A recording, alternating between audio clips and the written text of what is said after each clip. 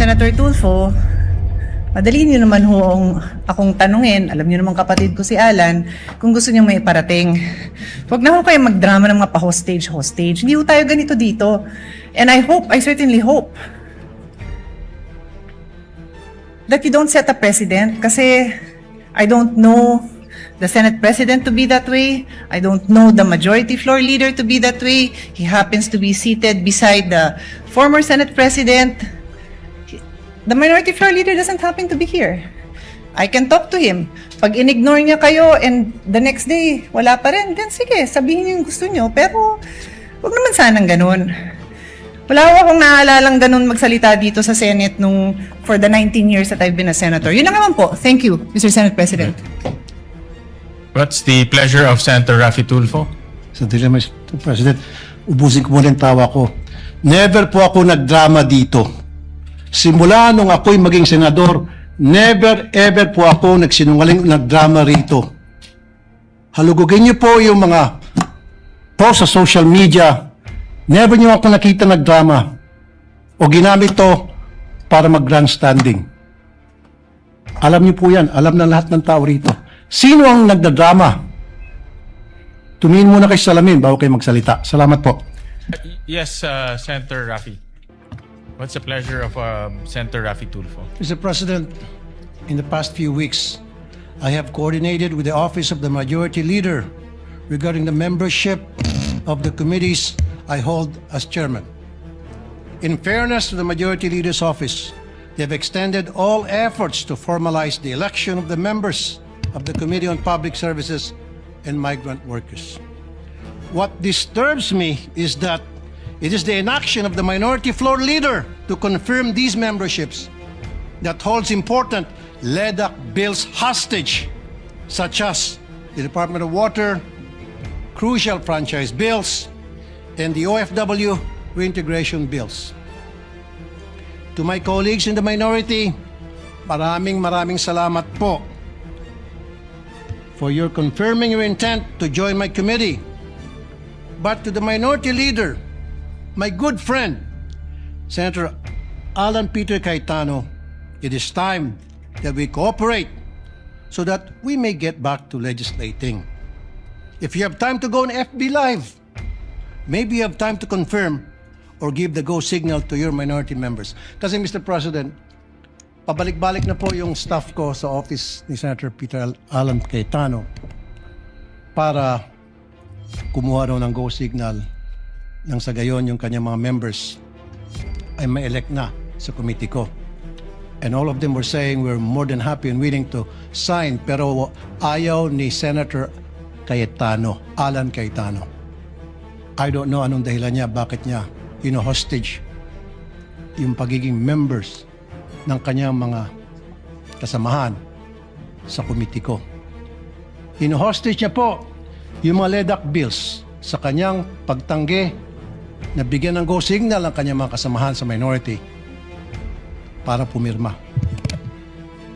Mr. President, sana makarating to kay Senator Alan Peter Cayetano.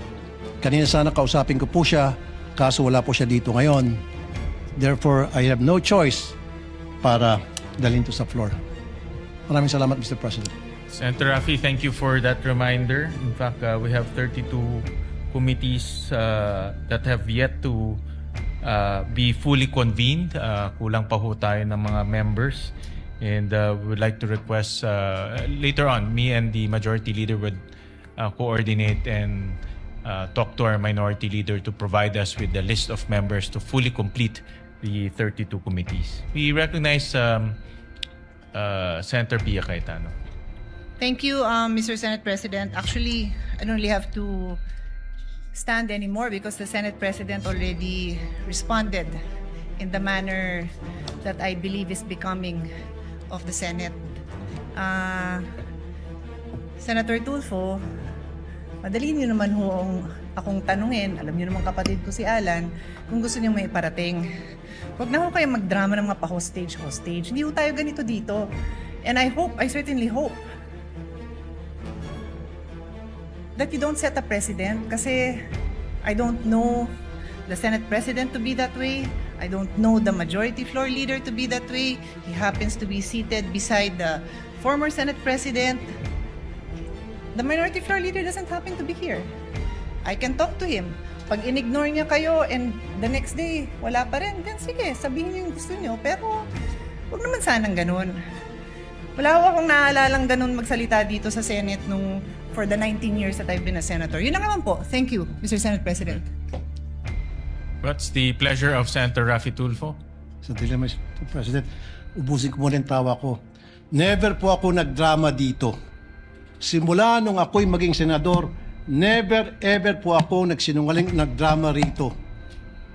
Halugugin niyo po yung mga post sa social media. Never niyo ako nakita nagdrama o ginamit to para mag-grandstanding. Alam niyo po yan. Alam na lahat ng tao rito. Sino ang nagdadrama? Tumingin muna kayo sa salamin bago kayo magsalita. Salamat po. Pareho naman pong majority and minority gusto ng mag-focus sa trabaho. Yeah. At kanina ho, natapos na ho natin yung anti-hospital detention na napakaganda po yung debate at pag-amenda. At naniniwala po ako na mabubuon rin natin itong mga committees natin sa pamamagitan ng coordination between yours truly and the majority leader. Yeah, Mr. President, we'll just both reach out to our dear friend, Yes. the minority floor leader. He hasn't been feeling well, so let's give him. We'll reach out to him. We'll reach out to him, and by tomorrow we can settle this issue and elect already the members of the minority. But at least I can guarantee and say that Senator Amy is on all those committees. As being deputy minority floor leader, she's in all those committees. At Yeah, we just have to masipag elect yan the si other Senator members. Amy. Opo.